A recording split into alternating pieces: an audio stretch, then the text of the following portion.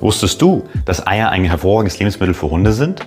Oft gibt es Bedenken wegen des Cholesterins, aber das Thema ist weitaus komplexer. Cholesterin hat wichtige Funktionen im Körper deines Hundes, wie die Produktion von Hormonen und die Stabilisierung der Zellstruktur. Grundsätzlich gilt, je besser die Haltung des Huhns, desto nährstoffreicher das Ei. Studien zeigen, dass Eier von artgerecht gehaltenen Hühnern eine höhere Nährstoffdichte aufweisen.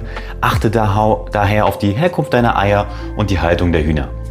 Für meine Blue bevorzuge ich schonend gekochte Eier und um ihren Kalziumbedarf zu decken, mische ich ihr die halbe Eierschale ins Futter. Die Schale besteht zu über 90% aus Calciumcarbonat und kann in Kombination mit einer Mahlzeit gut aufgenommen werden. Stelle mir deine Fragen gerne in die Kommentare und folge uns für ein gesundes Hundeleben.